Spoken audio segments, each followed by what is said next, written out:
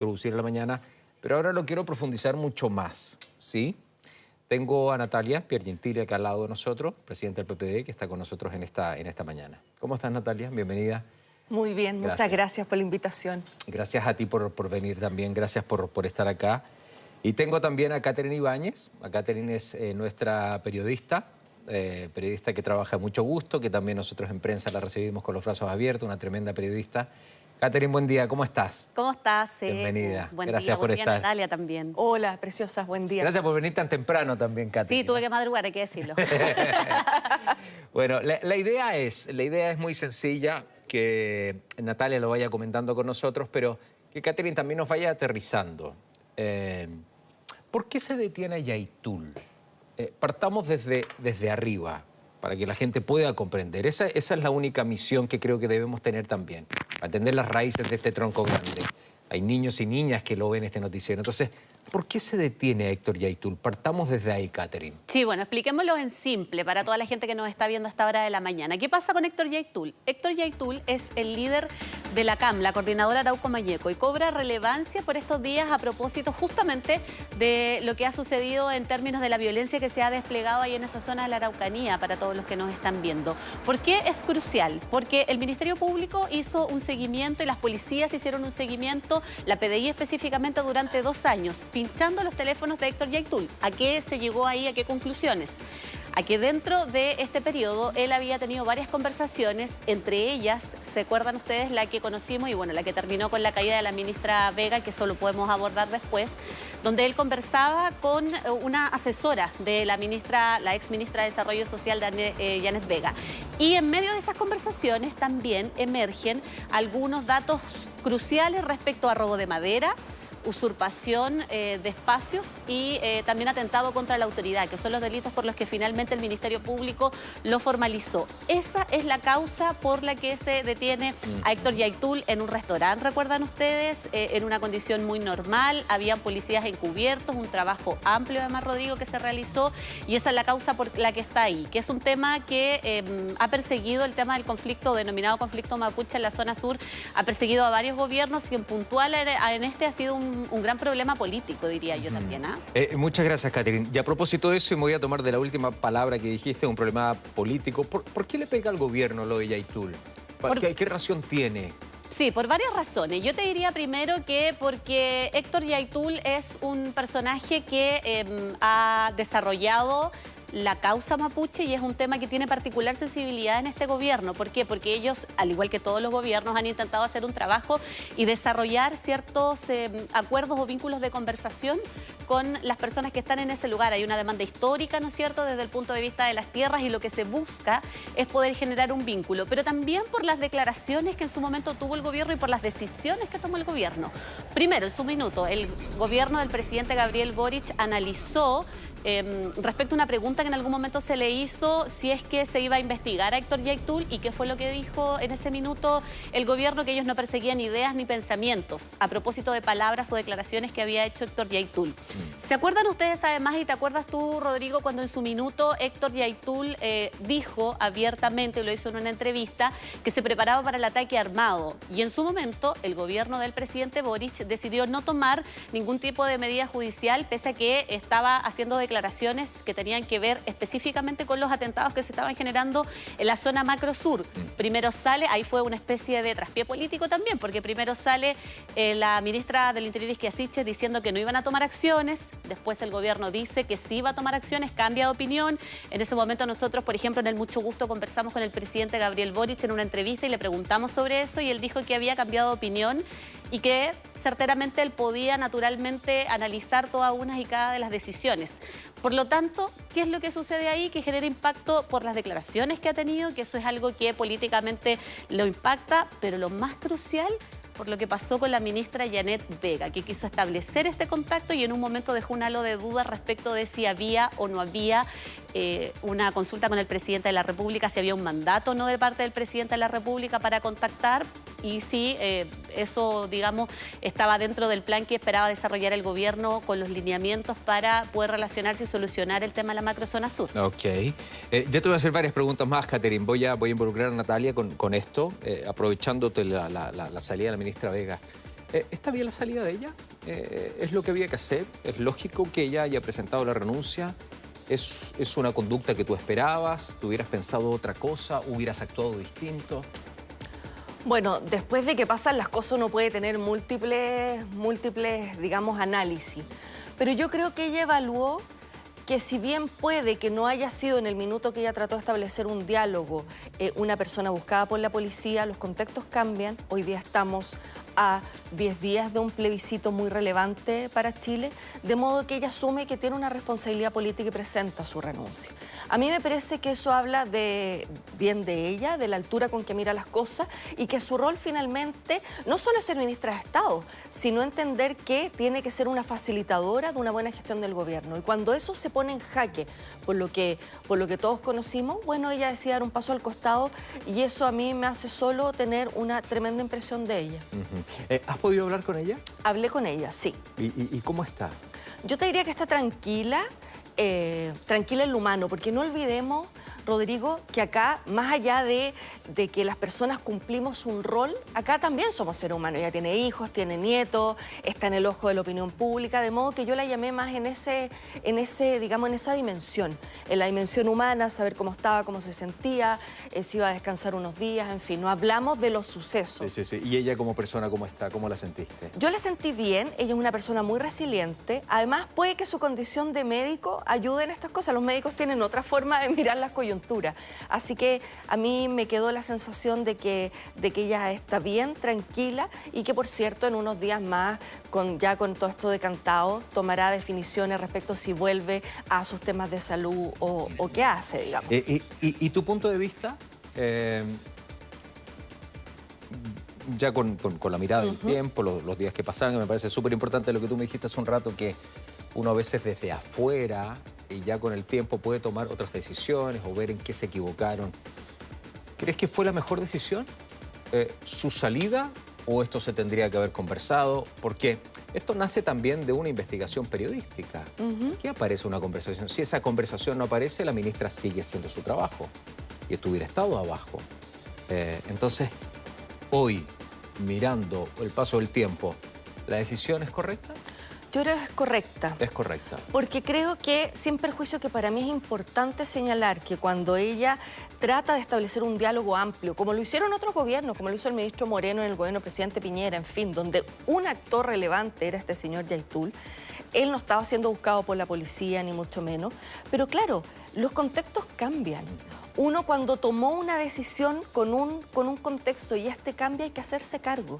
Y yo creo que tenemos que despejar la ruta para que lleguemos a un plebiscito con, digamos, un estado de calma completo. Yo creo que ella evalúa aquello porque si seguía en el gabinete iba a tener que seguir señalando una cierta defensa, que si bien tenía razón, podía alterar, digamos, el clima político. O sea, ¿tú crees que ella fue generosa con el gobierno previo a un plebiscito? Yo creo que ella fue generosa con la estatura del cargo. Uno sabe cuando es ministro, yo no he sido ministra, pero uno cuando es ministro no solo tiene que hacer su trabajo, como todos los trabajadores en Chile, sino además tiene que cumplir ciertas formas. Y es parte de un engranaje donde toda la opinión pública está mirando. De modo que aquí no es solo ser o parecer, sino también hay sutileza que cualquier otro trabajo no implica y que, bueno, y que esto tiene esos riesgos. Y yo creo que ella tomó la decisión más razonable para ella, en lo profesional, en lo humano y en lo político, también para el gobierno. Catherine, hay escuchas telefónicas también. Hay otras personas que también hablaron con Yaitul. ¿Podemos hacer un poco también ese contexto?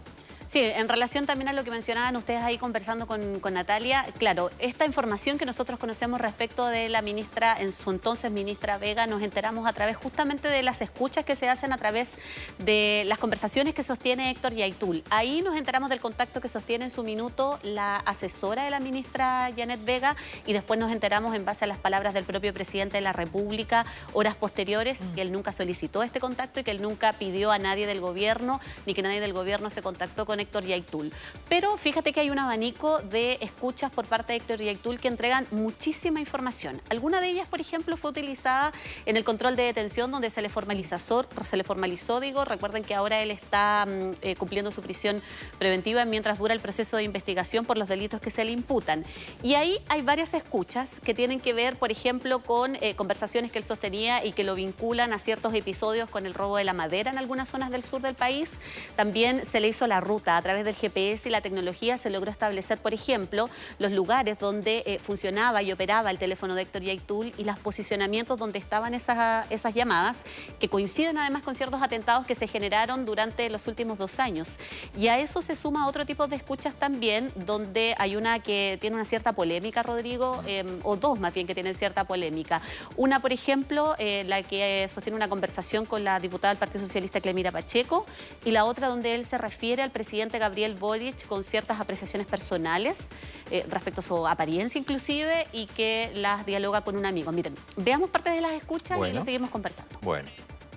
Yo estoy trabajando aquí en la faena forestal, aquí dentro está, ya usted sabe, poniendo maderita. Dicen que vienen los aquí, los chanchos. Estamos aquí trabajando y vienen los chanchos, así que lo voy a tener que cortar porque vamos a cortar algo aquí. Horas de horror, de dolor. Estos malditos del sistema ya me convencen cada vez más que lo único que hay que hacer es luchar frontal con ellos nomás. Son unos malditos, unos siniestros. Lo masacraron a mi Peña y Pablo Marchand, lo masacraron, le deformaron el rostro, por eso no podían reconocerlo. Pensaron y sostuvieron hasta el final que era mi hijo, porque ese era el canto de victoria que tenían estos malditos. Exactamente, eso es. Pero asesinaron cruelmente a un destacado militante, nuestro Pablo Marchand. Pablo Marchand, ya. Sí, de Tomé, estudiante de antropología. Se vino para acá con mi hijo, lleva años como huaychafe luchando y lo vamos a reivindicar en ese sentido, po. Así que nos estamos juntando acá y seguramente vamos a hacer un elugún con él a lo mapuche. Eso es, po, lo que puedo confirmar. Yo creo que hay que cortar por lo sano, hay que expulsar al Toño. Nosotros, yo ya le di muchas oportunidades, no podéis confiar, po, porque tarde o temprano te va a traicionar. Cuando lo vea le voy a cantar la carta si es que no lo masacro antes.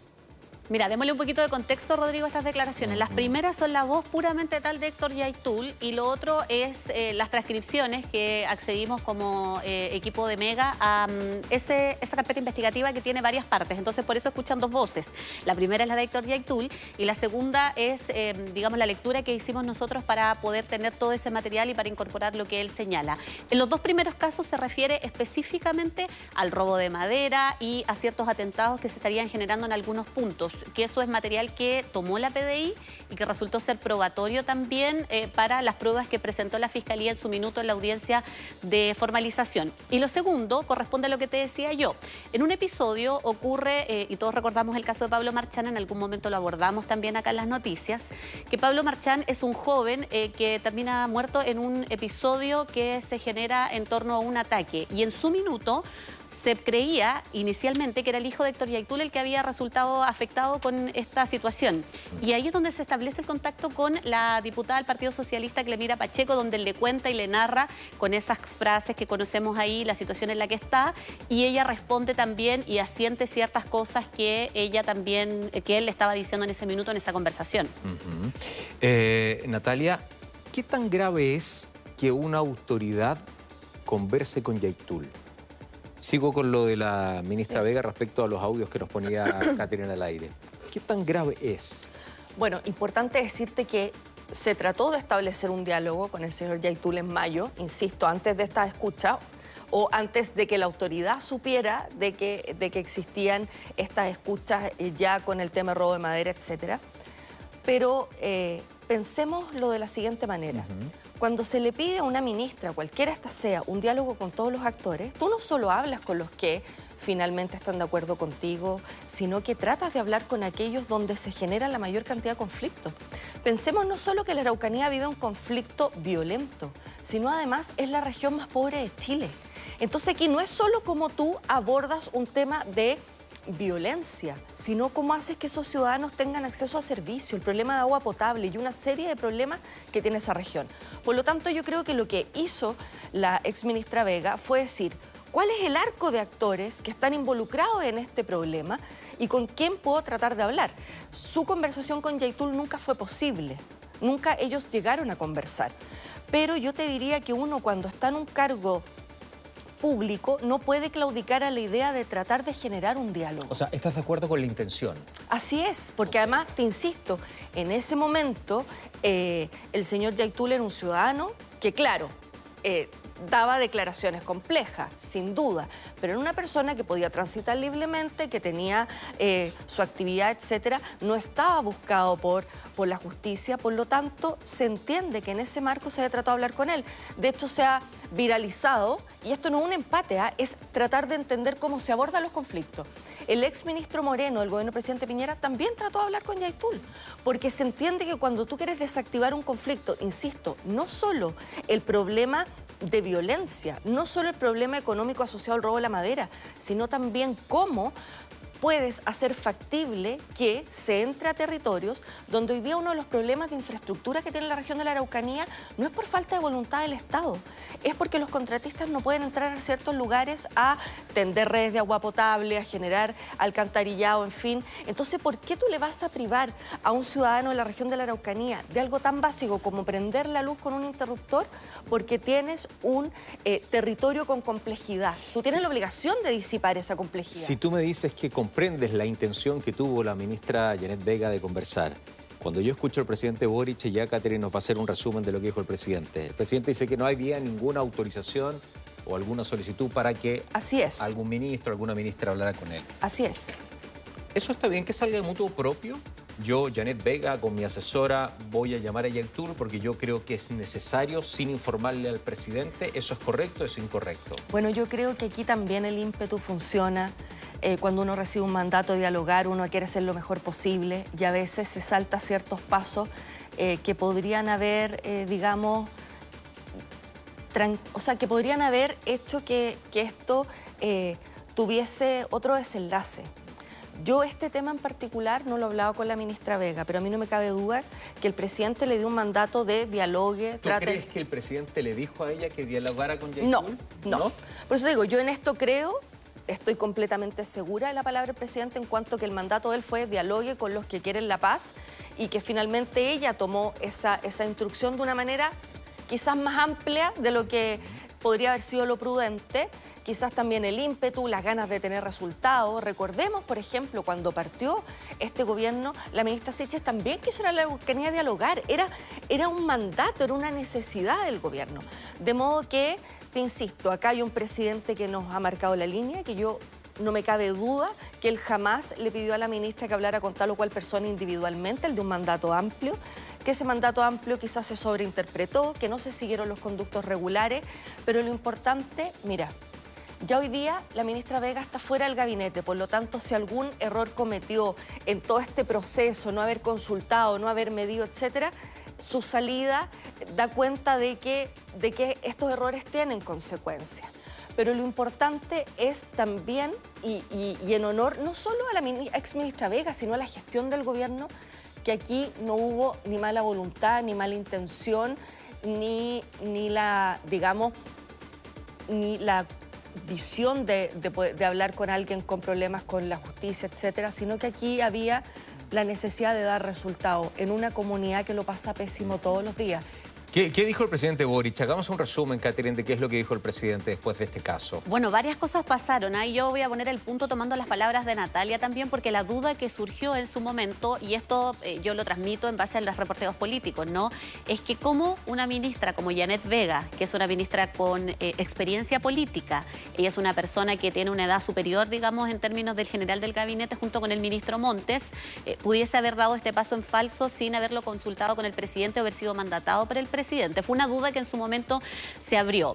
Todo esto partió porque en las últimas horas, antes de que la ministra Vega saliera del gabinete, recuerdan ustedes que el presidente de la República estuvo con ella en el Palacio de la Moneda, la misma mañana que se estaba formalizando a Héctor Yaitul, o que se iba a proceder a formalizar a Héctor Yaitul. El presidente estuvo con varios ministros, entre ellos la ministra del Interior, que era una figura que captaba la atención periodística por lo que estaba pasando, y también con la ministra Janet Vega. Compartieron. La actividad, eso sí, Rodrigo, era de otro tema, era del plebiscito, pero naturalmente había una preocupación petición de los medios de comunicación por consultar sobre la situación de Héctor Yaitul. En ese minuto estaba o parecía todo normal. El presidente después se va de gira a Atacama.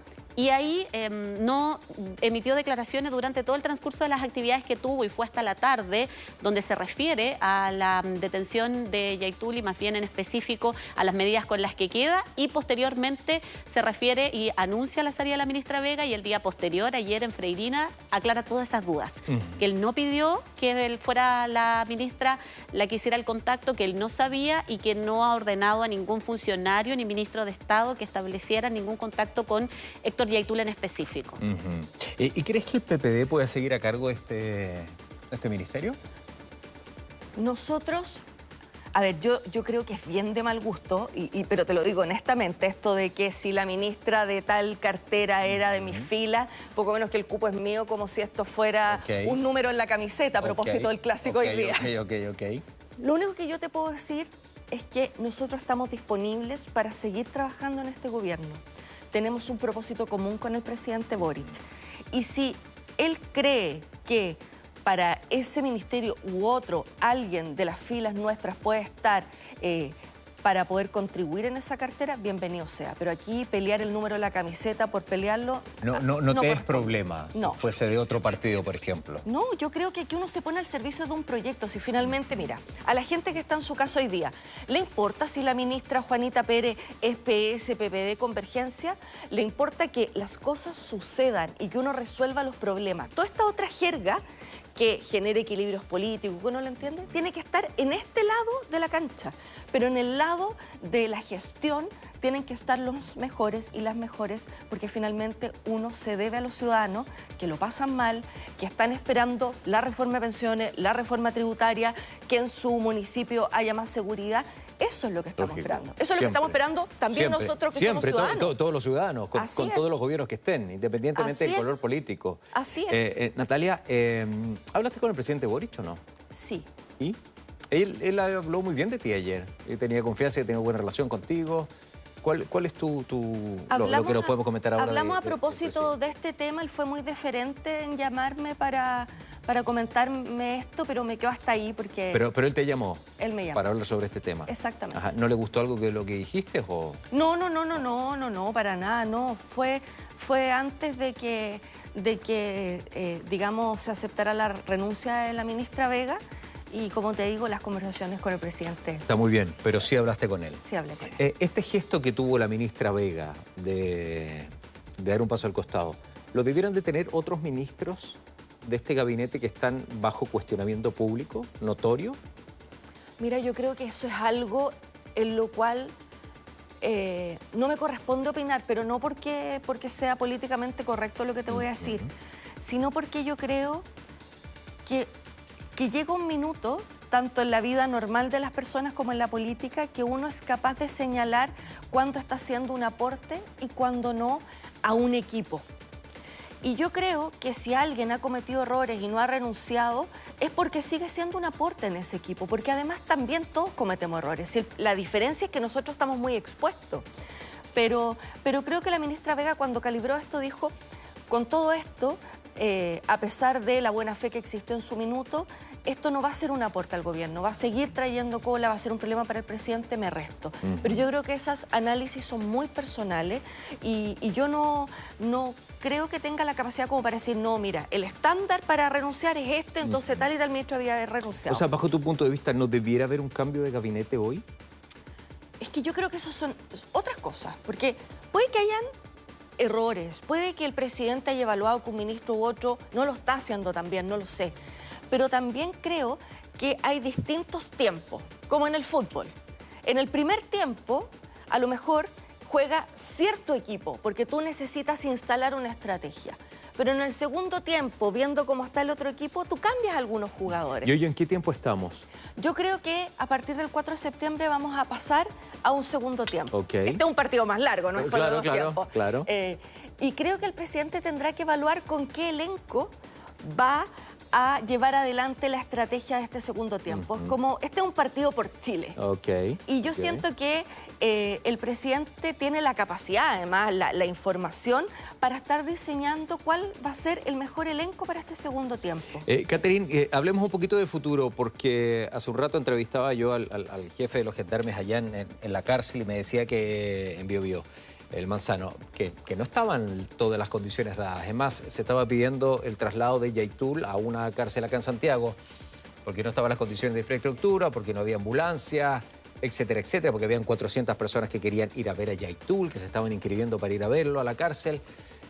Hablemos del futuro. ¿Qué puede pasar en esta semana, Catherine, respecto a ese tema? Yo te diría que hay dos aristas, una que es la eminentemente judicial y la otra la que es eminentemente política. En el ámbito judicial, efectivamente, Héctor Yaitul está, mientras dura el periodo de investigación de esta investigación, todas las detenciones y los controles tienen un periodo y el tribunal ha establecido que son 30 días. Estos 30 primeros días, él está en este lugar de transición, por decirlo así. Y posteriormente, cuando ya se emita una condena, él podría ser trasladado a otro recinto penitenciario. La preocupación está justamente en lo que tú apuntas, en los vínculos que se puedan generar al interior y con el exterior. En algún momento, Héctor Yaitul, hace algunos años atrás, estuvo ya él preso en esa misma cárcel. Y ahí él tenía 400 personas enroladas solo para visitarlo, lo cual parece ser bastante peculiar, por decirlo de algún modo, porque yo no sé si todas las personas tienen 400 personas para que los vayan a visitar a un recinto penitenciario. Hay también un componente que no es menor. ¿Se acuerdan de Emilio Berkov, que es un ex integrante de la CAM? Está en el mismo lugar, sin embargo, no hay conexión entre ellos porque uno está en calidad de imputado y el otro en calidad de condenado. Y lo otro que puede pasar, Rodrigo, tiene más bien que ver con el ámbito político, porque el presidente de la República, Gabriel Boric, ha dicho que él va a ejecutar cualquier cambio en el gabinete después del plebiscito. Estamos en la antesala de un plebiscito que es crucial y entre medio se han mezclado hartas cosas. Primero, el asunto de los supuestos intervencionismos electorales por parte del gobierno, este tema que pasa con Héctor Yaitul y por lo tanto seguramente va a haber algún ajuste. El propio presidente lo ha dicho de manera pública, va a ser posterior, así que seguramente las repercusiones van a continuar, porque eso nos va a permitir ver, por ejemplo, si es que hay algún movimiento al interior, que ha sido una cartera que ha estado súper sensible respecto a este y otros temas de seguridad, y sobre todo porque hay una atención especial en la macrozona sur respecto a que se incrementen eventualmente algún tipo de atentados o quema de camiones, por ejemplo, y cosas por el estilo. Entonces, es un periodo que está sin duda complejo y donde vamos a seguir hablando probablemente después del plebiscito no solo de los resultados, sino que también del impacto que se genere en términos de las decisiones que tome el gobierno y en puntual el presidente Gabriel Boric. Sí, exactamente. Natalia, la oposición está pidiendo una comisión investigadora porque cree que hay más cosas de fondo acá. No solamente fue una conversación, sino que ven una posición política, algo más férreo ello. ¿Qué opinión tienes? ¿Que es bien, que es lógico, que es incorrecto, que no es necesario? Con la salida de la ministra esto, punto final. A ver, yo creo que esa es una herramienta que tiene nuestro Estado y que pueden ser ocupados por los parlamentarios. Ahora, a mí me preocupa el fondo de esto. O sea, si los parlamentarios tienen legítimas dudas, quieren esclarecer si hubo una conversación finalmente, etcétera, siendo que la ministra ha sido enfática respecto de que no la hubo, ok, podemos evaluarlo. Pero si esto es solo para pegarle al gobierno, me parece que es mezquino. Me parece que es mezquino porque esa misma fuerza la deberíamos estar ocupando para conversar y dialogar respecto de cómo, como sistema político, como parlamento, abordamos el problema de la Araucanía. Insisto, aquí hay una minoría violenta, una gran mayoría de personas del pueblo mapuche pacíficas y una cantidad también muy grande de personas que no se identifican con el pueblo mapuche que viven en la región, insisto, más pobre y con más desempleo del país. Ese es el problema mayor. No, te entiendo. ¿Por qué se filtran estas cosas? Más allá del rol del periodismo, del periodista, del medio, que tiene acceso y logra ponerlo sobre la mesa, que es su pega. Pero tú dices, hay gente que te filtra cosas. O sea, hay gente que te filtra. ¿Tú crees que hay una filtración que busca alguna intención? ¿Crees que es una filtración que busca desestabilizar algo? ¿Crees que es una filtración que se hace previo a un plebiscito con algún objetivo? ¿Tienes alguna mirada más profunda, más subterránea de esto? ¿O no? La verdad me encantaría que se esclareciera de dónde salió la filtración para poder quizás desde ahí interpretar el porqué. Creo que además esto por algo la propia Fiscalía, teniendo esta información, la desestimó porque era tremendamente poco relevante. Pero claro, lo que es a veces poco relevante en términos judiciales no lo es en términos políticos, ni menos de la opinión pública. Y yo creo que hay que ser súper cuidadosos. O sea, veamos, no solo en la política, la cantidad de personas que sufren funas, que sufren bullying por las redes sociales. O sea, estamos en un momento de la sociedad donde la opinión pública te anticipa un juicio. Y yo creo que hay que trabajar, no para que no exista la debida, digamos, capacidad del periodismo de hacer su trabajo, que es muy valioso, sino más bien para ver dónde están los umbrales éticos de las filtraciones, de modo que podamos, por una parte, se cumpla el rol de la libertad de prensa, pero también que la información que llega a los ciudadanos sea una información que sirva, que contribuya. Por último, ¿esto influye en el plebiscito? ¿Mueve la aguja hacia algún lado? ¿O es un caso que es aparte, que no tiene ninguna relevancia? ¿O sí efectivamente va a hacer votar a la gente rechazo o apruebo? ¿Lo ves inclinándose hacia algún lado o no? Yo creo que no, porque este no es un plebiscito para ver el estado de la gestión del gobierno. Este es un plebiscito para votar sobre un proyecto que definieron convencionales electos por la ciudadanía, donde, claro, yo tengo mi opción que es el apruebo, pero donde la ciudadanía en su mérito ha tratado de informarse, y a mí eso me parece muy valioso, Rodrigo. Piensa tú que un programa de este canal, 100 Indecisos, la rompe, y eso te dice que la gente quiere meterse en el texto, entenderlo, hacer un voto informado, y eso habla muy bien de los chilenos y chilenas. Por lo tanto, yo creo que lo que pasa el 4 de septiembre va a ser fruto de la voluntad legítima de los ciudadanos respecto a un texto y no respecto a esta otra coyuntura. Natalia, te quiero dar las gracias. Gracias por venir. Ha sido un gusto. Muchas gracias. Igual.